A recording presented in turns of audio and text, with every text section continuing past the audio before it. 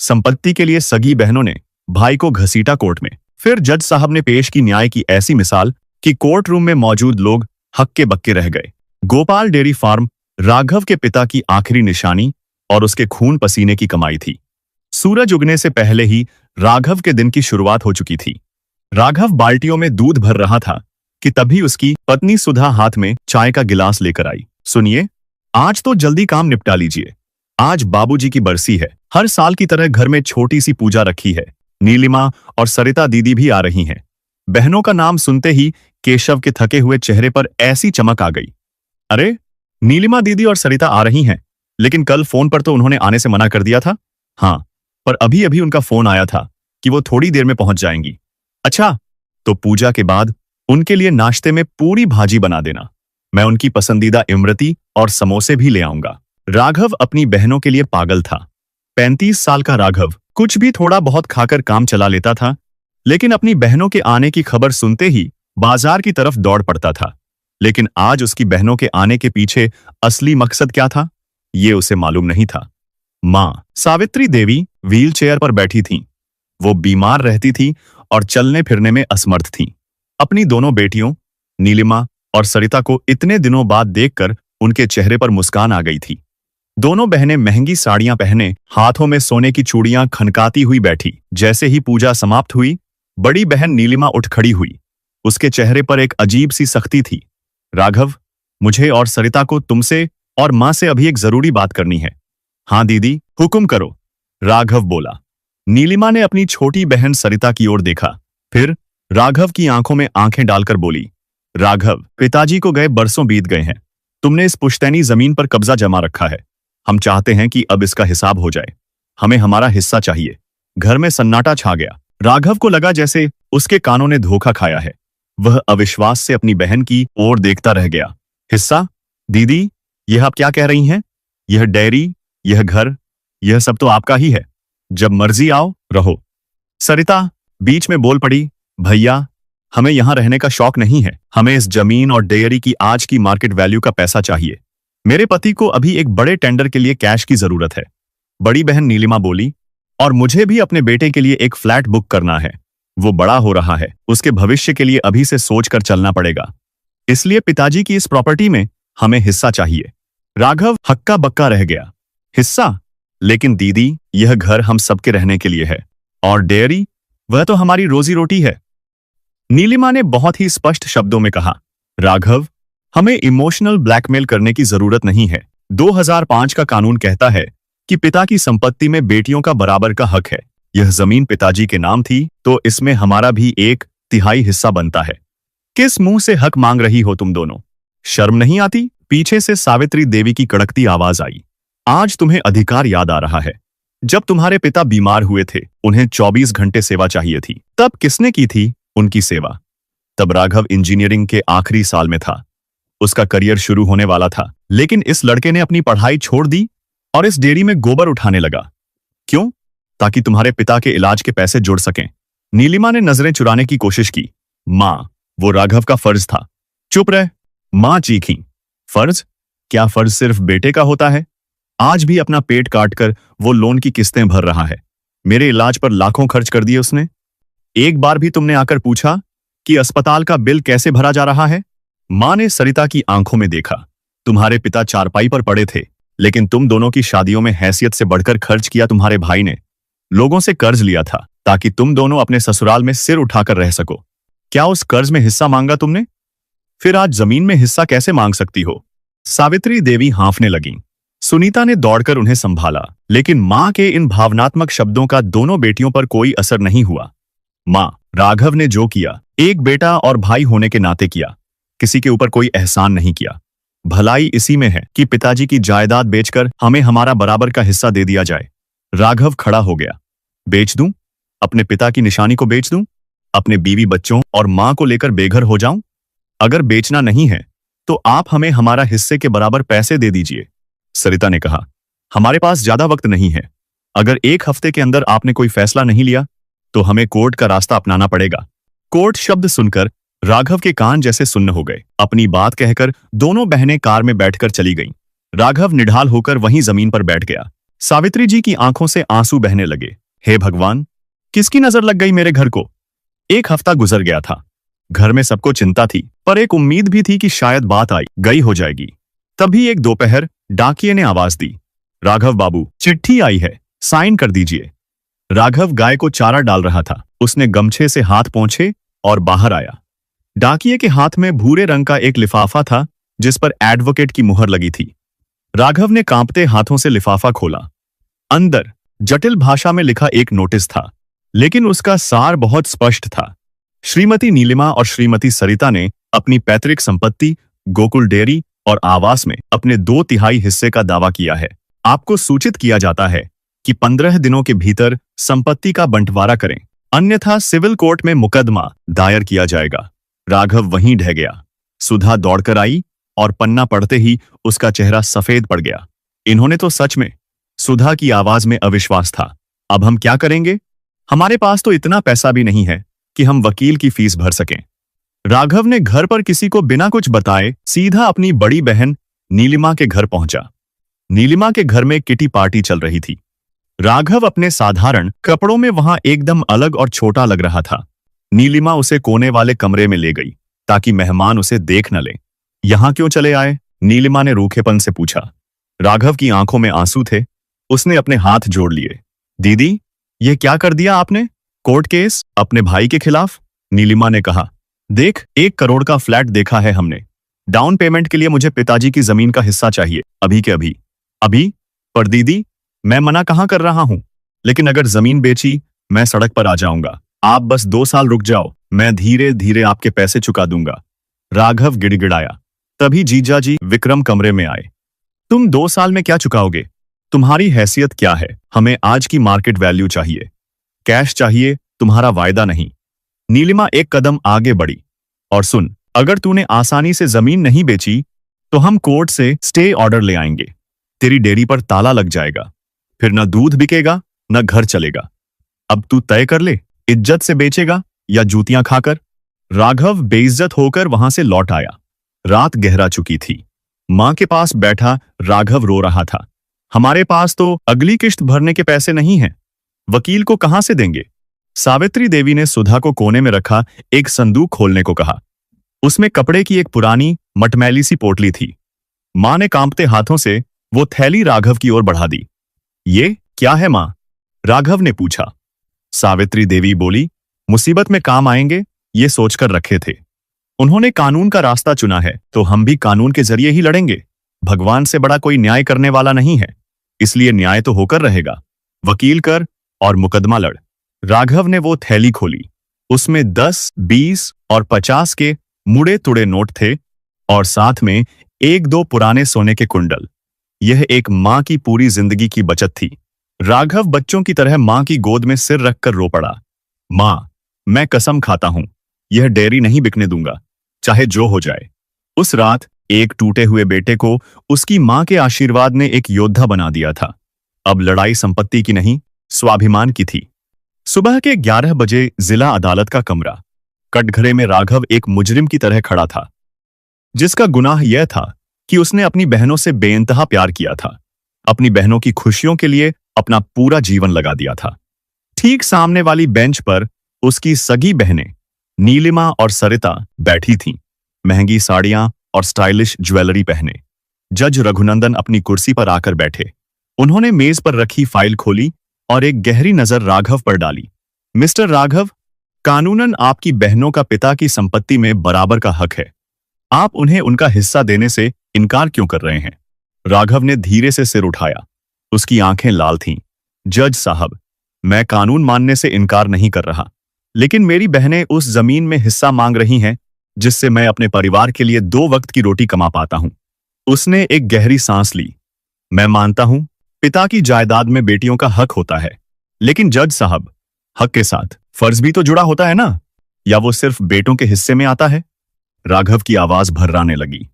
जब मेरे पिताजी को लिवर सिरोसिस हुआ था तब मैं सिर्फ 18 साल का था। मेरे दोस्तों के हाथों में कॉलेज की किताबें थीं और मेरे हाथों में डेयरी का गोबर और बीमार बाप की दवाइयां। मैंने अपनी पढ़ाई छोड़ दी जज साहब। अपने सपने उस दिन जला दिए जिस दिन पिताजी खांसते हुए खून उगल रहे थे। उसने अपनी बहनों की तरफ देखा, जिन्होंने अपनी नजरें दूसरी तरफ फेर ली थीं। मैंने अपनी जवानी इस डेयरी के कीचड़ में खपा दी ताकि मेरी बहनें इज्जत से पढ़ सकें। मैंने एक भाई नहीं, एक बाप बनकर अपनी बहनों की शादी की। अपनी बहनों की शादियां में लाखों खर्च किए थे। पैसा ब्याज पर उठाया ताकि इनके ससुराल में कोई ताना न मारे कि शादी में कोई कमी रह गई। पूरे कोर्ट रूम में सन्नाटा था। राघव की आवाज में सच्चाई नजर आ रही थी। आज भी मैं उस कर्ज की किश्तें भर रहा हूं, जज साहब। आज ये जिस मकान और डेयरी को बेचना चाहती हैं, वो सिर्फ ईंट पत्थर नहीं है, वो मेरी बीमार माँ और मेरे बच्चों की छत है। अगर यह बिक गया तो मैं अपने परिवार को लेकर कहां जाऊंगा? राघव की आंखों से बहे 2 आंसू गालों पर लकीर बना गए। राघव की बातों ने जज साहब को भीतर तक झकझोर दिया था।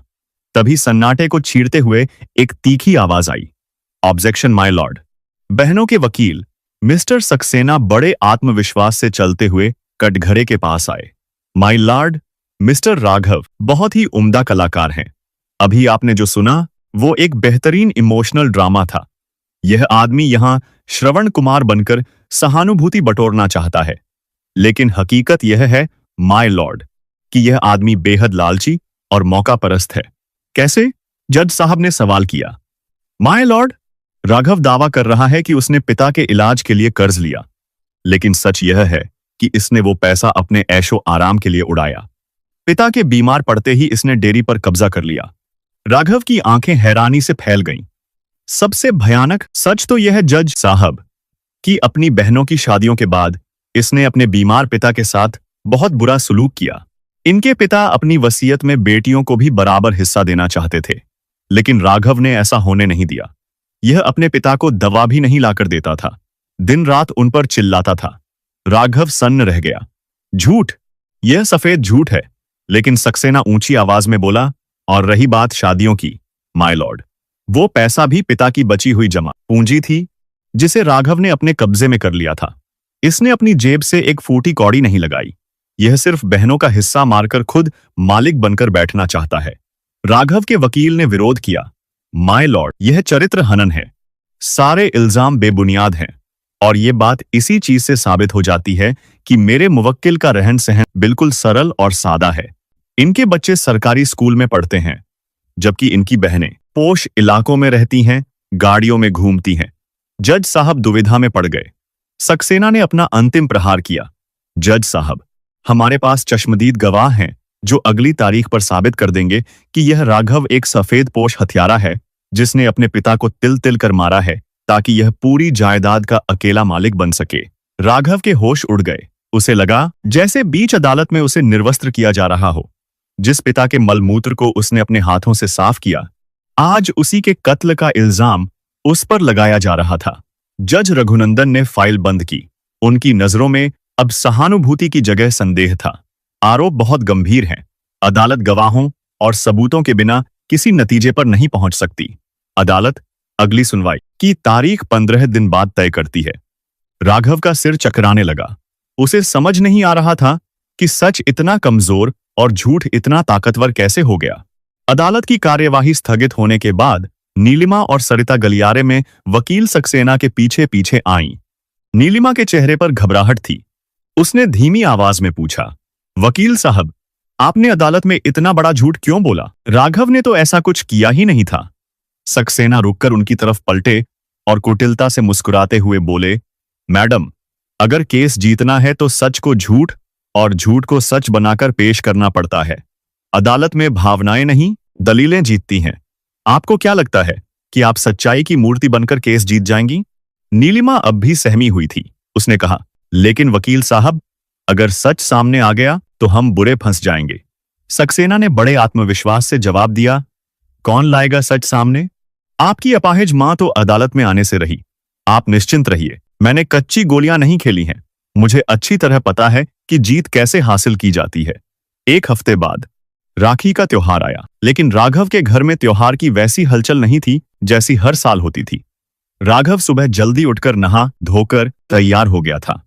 उसे उम्मीद थी कि शायद रक्षाबंधन का यह पवित्र त्योहार उसकी बहनों का दिल पिघला दे। शायद वो मुकदमा भूलकर आज अपने भाई की कलाई पर राखी बांधने आ जाएं। वो बाजार से मिठाई भी ले आया था। घंटे बीत गए, लेकिन कोई नहीं आया। उसकी 8 साल की बेटी प्रिया और 6 साल का बेटा सोनू तैयार होकर आए। प्रिया ने सोनू की नन्ही कलाई पर रंग बिरंगी राखी बांधी थी। तभी सोनू की नजर अपने पापा पर गई। वह चहकता हुआ राघव के पास आया और उसका हाथ पकड़कर बोला, पापा, देखो दीदी ने कितनी सुंदर राखी बांधी है। लेकिन पापा, आपकी कलाई सूनी क्यों है? बुआ अब तक क्यों नहीं आई? हर साल तो वो सबसे पहले आती थी। राघव ने रुंधे हुए गले से कहा, बेटा, तुम्हारी बुआ को अब भाई नहीं चाहिए। उन्हें तो बस पैसा प्यारा है। वो अब कभी नहीं आएंगी। कहते कहते उसकी आंखों में रुके आंसू अचानक बांध तोड़कर बह निकले। वह अपने बेटे को गले लगाकर फूट फूट कर रोने लगा। उसकी हिचकियां पूरे आंगन में गूंज रही थीं। सुधा रसोई से बाहर निकली तो राघव को बच्चों के सामने ऐसे टूटते देख घबरा गई। जी, ये आप क्या कर रहे हैं? बच्चों के सामने ऐसी बातें शोभा नहीं देती। उनके मन में क्यों कड़वाहट भर रहे हैं? राघव ने सुधा की तरफ देखा। उसकी आंखें लाल थीं। तो और क्या कहूं सुधा, क्या झूठ बोलूं कि वो आ रही हैं? मैं भी कितना पागल था जो उम्मीद लगाए बैठा था। जो बहनें पैसे के लालच में मुझे अपने बाप का कातिल कह सकती हैं, क्या वो आज मुझे राखी बांधने आएंगी? राघव रोते हुए बोल रहा था। प्रिया और सोनू अपने पिता को इस हाल में देख सहम गए। उनके लिए उनके पापा सुपर हीरो थे जो हर मुसीबत को हरा देते थे। आज उस सुपर हीरो को बेबस रोते देख उनकी तो जैसे दुनिया हिल गई। फिर प्रिया ने सोनू का हाथ पकड़ा और दोनों चुपचाप अपने कमरे की तरफ भाग गए। 5 मिनट बाद जब वो वापस आए तो उनके हाथों में मिट्टी की 2 छोटी छोटी लाल रंग की गुल्लकें थीं। ये उनकी साल भर की जमा पूंजी थी। सोनू ने राघव के आंसू पोंछे। पापा, आप प्लीज मत रो, प्रिया ने मासूमियत से कहा। पापा, आप ये हमारी गुल्लक ले लो। इसमें बहुत सारे पैसे हैं। हमने साइकिल के लिए जोड़े थे, पर हमें साइकिल नहीं चाहिए। आप ये सारे पैसे बुआ को दे दो और उनसे कहो कि वो आपको और परेशान न करें और आकर आपको राखी बांध दें। अपने बच्चों की बात सुनकर राघव की रूह कांप उठी। एक तरफ उसकी सगी बहनें थीं जो पैसों के लिए भाई का घर उजाड़ रहे पर तुली थीं, और दूसरी तरफ ये मासूम बच्चे थे जो अपने पिता की एक मुस्कान के लिए अपना सबसे बड़ा सपना, अपनी साइकिल कुर्बान करने को तैयार थे। राघव ने दोनों बच्चों को अपनी बाहों में भींच लिया। राघव अपनी किस्मत पर रो रहा था और उसके दोनों मासूम बच्चे वो इसलिए रो रहे थे क्योंकि उनका सुपर हीरो, उनका पापा रो रहा था। 15वें दिन अदालत की कार्यवाही फिर शुरू हुई। आज नीलिमा के चेहरों पर एक ऐसी चमक थी जैसे आज वो सब कुछ खत्म करके ही दम लेंगे। वकील सक्सेना सामने आए। माय लॉर्ड, पिछली बार प्रतिवादी राघव ने अपनी मजबूरी और सेवा का बहुत बड़ा स्वांग रचा था, लेकिन आज मैं इस कोर्ट के सामने वो चश्मदीद गवाह पेश करूंगा जो राघव के इस श्रवण कुमार वाले नकाब को पूरी तरह उतार देगा। सक्सेना ने पीछे मुड़कर देखा और जोर से पुकारा, मिस्टर अवधेश मिश्रा, कटघरे में आए। पड़ोसी मिश्रा जी धीरे धीरे चलते हुए कटघरे में आए। ये वही मिश्रा जी थे जिनकी दीवार राघव के घर से सटी थी। राघव ने उन्हें देखते ही हाथ जोड़े, पर मिश्रा जी ने राघव की ओर एक जहरीली नजर डाली। वो हमेशा से चाहते थे कि राघव की डेयरी बंद हो ताकि उन्हें गोबर की गंध ना झेलनी पड़े। उनके लिए आज सुनहरा मौका था। वकील सक्सेना ने पूछा, मिश्रा जी, आप राघव के घर के ठीक बगल में रहते हैं। दीनानाथ जी की बीमारी के दौरान आपने क्या क्या देखा और सुना? क्या राघव सच में उनकी सेवा करता था? मिश्रा जी ने गीता पर हाथ रखा और जज की ओर देखकर बोलना शुरू किया। साहब, जो मैं आज कहूंगा सच कहूंगा। ये राघव ऊपर से जैसा दिखता है वैसा है नहीं। मैंने अपनी आंखों से देखा है कि ये अपने बीमार बाप को घर के सबसे पीछे वाले अंधेरे कमरे में रखता था। बाप को दवाइयां तक भी लाकर नहीं देता था। बेचारी बीमार मां ही उनकी देखभाल में लगी रहती थी, पर ये राघव अपनी डेयरी के हिसाब किताब में मस्त रहता था। राघव का मुंह खुला का खुला रह गया। काका, ये आप क्या कह रहे हैं? मिश्रा जी नहीं रुके। साहब, एक रात तो इसने सारी हदें पार कर दी थीं। दीनानाथ जी खांस रहे थे और इसे नींद नहीं आ रही थी। मैंने खुद सुना। ये अपने बाप पर चीख रहा था, बूढ़े, तू मरता क्यों नहीं? कब तक मेरा खर्चा बढ़ाएगा? तू मरेगा तभी मेरी जान छूटेगी। अदालत में एक सन्नाटा छा गया। नीलिमा ने अपनी साड़ी के पल्लू से आंखें पोंछने का नाटक किया। सक्सेना ने तुरंत जज की ओर रुख किया। माय लॉर्ड, एक पड़ोसी से बेहतर कौन जान सकता है? मिश्रा जी का राघव से कोई झगड़ा नहीं है, फिर वो झूठ क्यों बोलेंगे? साफ है कि राघव ने अपने पिता को प्रताड़ित किया और अपनी बहनों को उनके कानूनी हक से वंचित रखा। राघव कटघरे को पकड़कर चिल्लाया, झूठ, सब झूठ है जज साहब। मिश्रा काका झूठ बोल रहे हैं। मैंने बापू को अपनी गोद में नहलाया, सारी दवाइयां समय पर दी, उनकी तबीयत सुधारने की हर संभव कोशिश की। लेकिन राघव की आवाज मिश्रा जी की गवाही के सामने कमजोर पड़ रही थी। मिश्रा जी ने अपनी बात समाप्त की। दीनानाथ जी तो अपनी वसीयत लिखवाना चाहते थे, तीनों बच्चों में बराबर बांटना चाहते थे, पर राघव ने उन्हें ऐसा करने नहीं दिया। बहुत गहरी साजिश रची है इसने। जज साहब अब राघव को संदेह की दृष्टि से देख रहे थे। एक स्वतंत्र गवाह, वो भी पड़ोसी, अगर ऐसी बात कह रहा है तो उसे नजरअंदाज नहीं किया जा सकता था। जज साहब ने सख्त लहजे में राघव को देखा। अगर सच में आपने स्वर्गीय दीनानाथ जी के साथ क्रूरता की है तो संपत्ति का अधिकार तो भूल जाइए, आप पर मुकदमा भी चलाया जा सकता है। जज साहब ने हथौड़ा उठाया। अदालत इस मामले की अगली सुनवाई के लिए फिर 15 दिन का समय देती है। अदालत की कार्यवाही स्थगित हो गई। राघव बेजान सा कटघरे में खड़ा रह गया। सक्सेना ने जाते जाते राघव के पास आकर कान में फुसफुसाया, हार मान ले राघव, अब तो भगवान भी तुझे नहीं बचा सकता। एक और नीलिमा और सरिता को अपनी जीत पक्की लग रही थी। दूसरी ओर राघव बुरी तरह से टूट चुका था। लेकिन सबकी सोच से परे जज साहब के दिमाग में कुछ और ही चल रहा था, जिससे सब अनजान थे। राघव बेबस और निराश होकर घर लौट आया। उस शाम राघव रोज की तरह अपनी मोटरसाइकिल पर घरों में दूध देने के लिए निकला।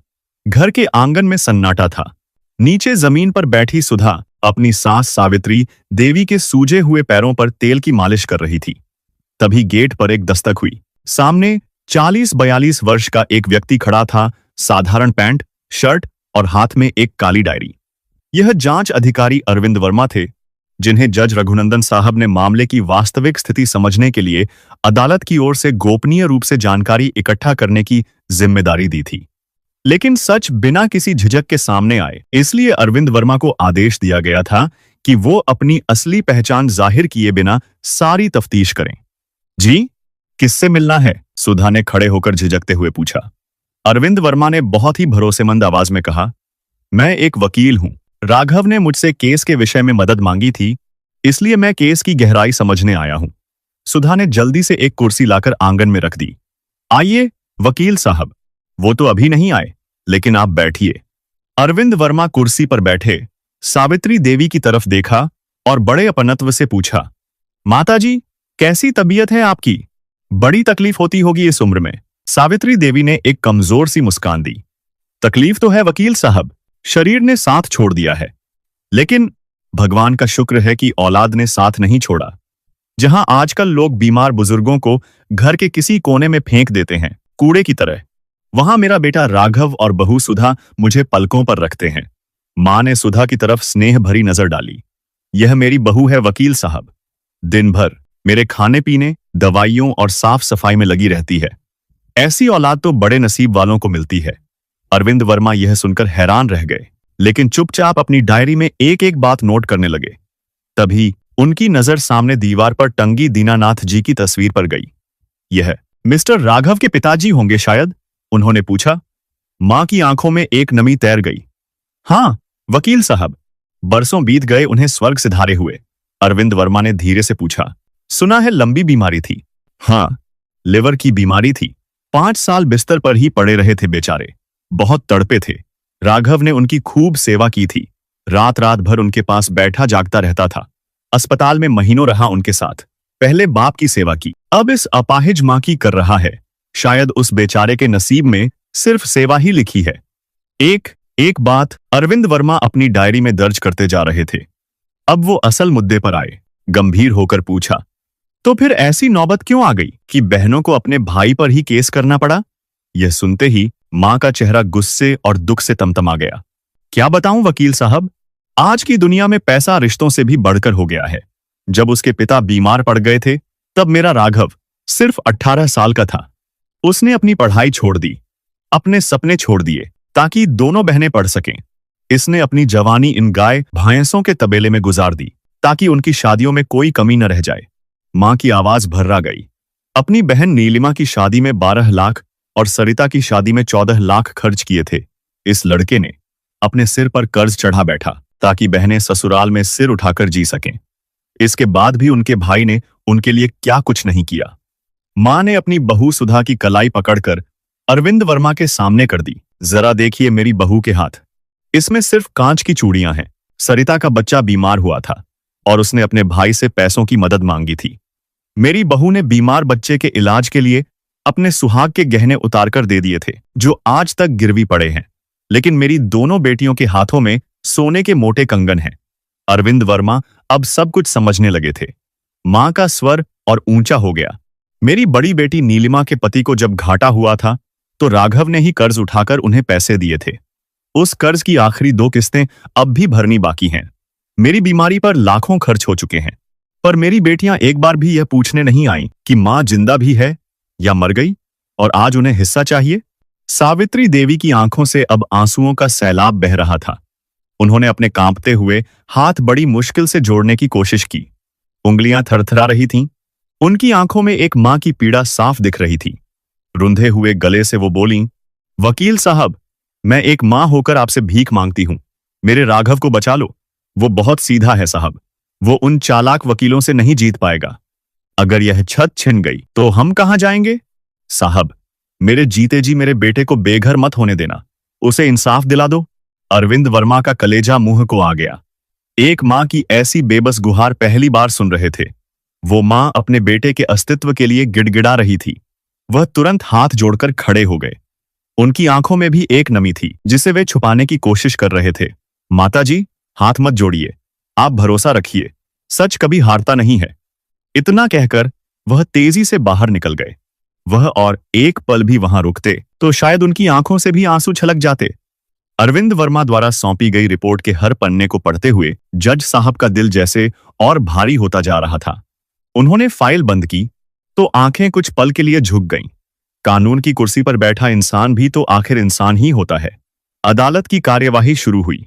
राघव कटघरे में खड़ा था, चेहरा उतरा हुआ, आंखें धंसी हुई और शरीर जैसे थक कर चूर हो चुका था। वकीलों की रोज रोज की फीस और कोर्ट के चक्करों ने उसे आर्थिक और मानसिक रूप से तोड़ दिया था। जज रघुनंदन के सीट पर बैठते ही राघव ने हाथ जोड़ लिए। उसकी आवाज में एक अजीब सा ठहराव था।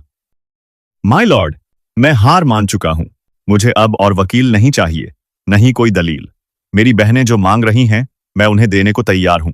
मैं घर और डेयरी सब इनके नाम कर दूंगा। बस मुझे इस रोज रोज के तमाशे से आजाद कर दीजिए।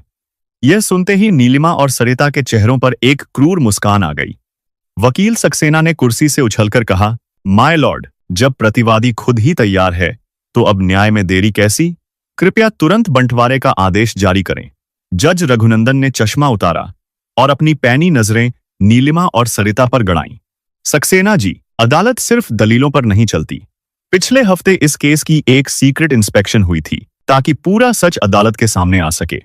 कोर्ट रूम में सन्नाटा छा गया। नीलिमा और सरिता के चेहरे पर हवाइयां उड़ने लगी। फटी आंखों से वो एक दूसरे को देखने लगीं। जज आगे बोले, उस सीक्रेट इंस्पेक्शन में सामने आया कि श्रीमती नीलिमा, श्रीमती सरिता और उनके वकील मिस्टर सक्सेना द्वारा इस अदालत में झूठी दलीलें और झूठे गवाह पेश किए गए हैं और जिस भाई पर सब कुछ हड़पने का आरोप लगाया जा रहा है, साक्षात देवता है। यह सुनकर राघव हैरान रह गया। उसे भी नहीं मालूम था कि इंस्पेक्शन हुई कब थी। जज ने आगे कहा, जहां लोग बीमार मां बाप को बोझ समझकर छोड़ देते हैं, वहां राघव और उसकी पत्नी अपनी लाचार मां की सेवा किसी भगवान की तरह कर रहे हैं। उसके घर की दीवारों से आज भी त्याग की गूंज आती है। इसलिए मेरे नजरिए से श्रीमान राघव की बहनों का इस संपत्ति पर कोई नैतिक हक नहीं बनता। यह सुनते ही अदालत में हलचल मच गई। विपक्षी वकील तुरंत खड़ा हुआ। Objection my Lord, mister Raghav खुद तैयार हैं हिस्सा देने को और कानून के नजरिए से भी। वकील की बात को काटते हुए जज साहब की आवाज गरजी, मिस्टर सक्सेना, मैं कानून को आपसे बेहतर जानता हूं। हाँ, कानून बेटियों को उनके पिता की संपत्ति में हक देता है, लेकिन क्या कानून यह भी नहीं कहता कि जो व्यक्ति अपने कर्तव्यों से मुंह मोड़ ले उसे अधिकार पाने का हक नहीं है? उन्होंने आगे कहा, इस आदमी ने अपनी पूरी जिंदगी अपनी बहनों पर लुटा दी। अपनी पढ़ाई छोड़ी, अपने सपने छोड़े, अपना भविष्य छोड़ा ताकि उसकी बहनें पढ़ सकें, आगे बढ़ सकें। उसने उनकी शादियों में लाखों रुपए खर्च किए, उनकी हर तकलीफ में उनकी मदद की, और आज वही बहनें अपने भाई को बर्बाद करने पर तुली हैं। जज साहब का स्वर अब फौलाद जैसा सख्त हो गया। उन्होंने नीलिमा और सरिता की ओर देखकर कहा, क्या राघव ने आर्थिक तंगी के बावजूद आपके बेटे के ऑपरेशन के लिए पैसे नहीं दिए थे? सरिता जी, क्या उसने अपनी पत्नी के गहने गिरवी नहीं रखे थे? और नीलिमा जी, क्या उसने आपके पति के डूबते बिजनेस को बचाने के लिए खुद पर कर्ज का पहाड़ नहीं लादा? नीलिमा और सरिता के चेहरे सफेद पड़ गए। अदालत आपसे जवाब चाहती है। जज साहब ने कड़कती आवाज में कहा, क्या आपके भाई ने आपके लिए यह सब किया या नहीं? हाँ जज साहब, नीलिमा और सरिता ने एक घुटी हुई आवाज में कहा। फिर जज साहब कठोरता से बोले, आज भी वो कर्ज राघव के सिर पर है और आप दोनों यहां संपत्ति के हिस्से की बात कर रही हैं? शर्म आनी चाहिए आप लोगों को। वकील सक्सेना ने स्थिति संभालने की कोशिश की, लेकिन माय लॉर्ड, कानून के अनुसार बेटियों का बराबर हिस्सा बनता है। जज रघुनंदन ने मेज पर हाथ मारा। मिस्टर सक्सेना, कानून सिर्फ अधिकार नहीं, न्याय की रक्षा के लिए बना है। लेकिन फिर भी अगर मिस्टर राघव चाहते हैं तो अदालत बंटवारे की स्वीकृति देती है, लेकिन एक शर्त पर। बहनों ने हैरानी से देखा। शर्त? जज साहब ने मुस्कुराते हुए कहा, हां, चूंकि आप दोनों यह मानती हैं कि पैतृक संपत्ति में बेटियों का हक मिलना अनिवार्य है, चाहे भाई की स्थिति कैसी भी हो, तो न्याय के सिद्धांत के अनुसार यह नियम आप पर भी लागू होता है। जज साहब ने अपनी कुर्सी आगे खिसकाई।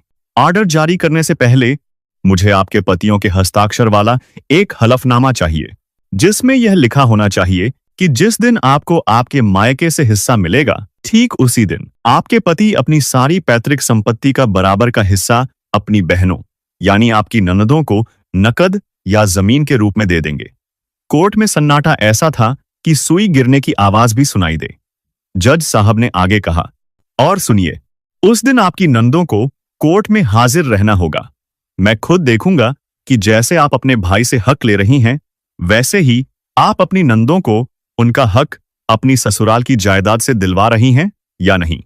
आखिर कानून तो सबके लिए एक है ना। आप सिर्फ लेने वाला कानून नहीं मान सकती, देने वाला भी मानना पड़ेगा। यह सुनते ही नीलिमा और सरिता के पतियों के पसीने छूट गए, जो अब तक पीछे की बेंच पर बैठे मुस्कुरा रहे थे। अगर उनकी जायदाद बंट गई तो वे कहीं के नहीं रहेंगे। उनका करोड़ों का शोरूम और आलीशान मकान सब दांव पर लग जाएगा। नीलिमा के पति ने तुरंत अपनी पत्नी का हाथ खींचा और फुसफुसाया, यह क्या मुसीबत है?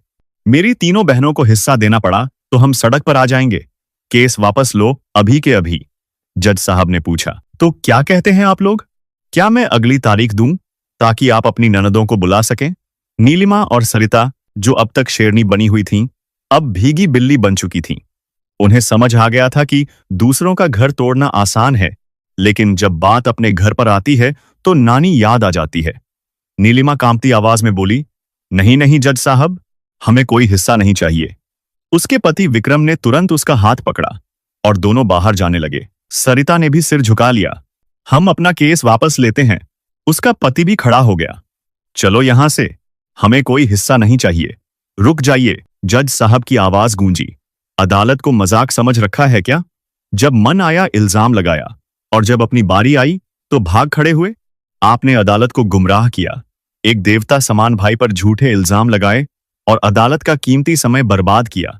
इस जुर्म में अदालत आप दोनों पर 2-2 लाख रुपए का जुर्माना लगाती है, जो 7 दिन के भीतर राघव को हर्जाने के तौर पर दिया जाएगा। और मिस्टर सक्सेना, अदालत को गुमराह करने के जुर्म में आपको वकालत करने से 3 महीने के लिए सस्पेंड किया जाता है। इसके बाद कभी ऐसा दोबारा हुआ तो आपका वकालत का लाइसेंस हमेशा के लिए रद्द कर दिया जाएगा। अदालत का फैसला सुनकर दोनों बहनों की हालत ऐसी हो गई जैसे काटो तो खून नहीं, और उनके पतियों को तो जैसे सांस आनी ही बंद हो गई थी। उन्होंने सपने में भी नहीं सोचा होगा कि उन्हें लेने के देने पड़ जाएंगे। पूरा कोर्ट रूम तालियों की गड़गड़ाहट से गूंज उठा। राघव की आंखों से आंसू बह रहे थे। जज साहब ने राघव की ओर देखकर मुस्कुराते हुए कहा, राघव जी, जाइए, अपनी डेयरी संभालिए, अपने बीवी बच्चों का ख्याल रखिए और अपनी मां की सेवा कीजिए। आज के बाद आपकी बहनें आपको परेशान नहीं करेंगी। राघव जब कोर्ट से बाहर निकला तो उसका सिर गर्व से ऊंचा था। वहीं उसकी बहनें, जो खुद को जमीन में गड़ने जैसी स्थिति में पा रही थीं, बिना नजर मिलाए चोरों की तरह अपनी कार में बैठकर निकल गईं। तो दोस्तों, जज साहब ने जो फैसला लिया, क्या वो सही था? अपनी राय कमेंट बॉक्स में जरूर लिखें। और यह भी बताएं कि आप हमारी कहानियां भारत के किस शहर से सुन रहे हैं। वीडियो पसंद आई हो तो वीडियो को लाइक और चैनल को सब्सक्राइब जरूर करें। कहानी को अंत तक सुनने के लिए बहुत बहुत शुक्रिया।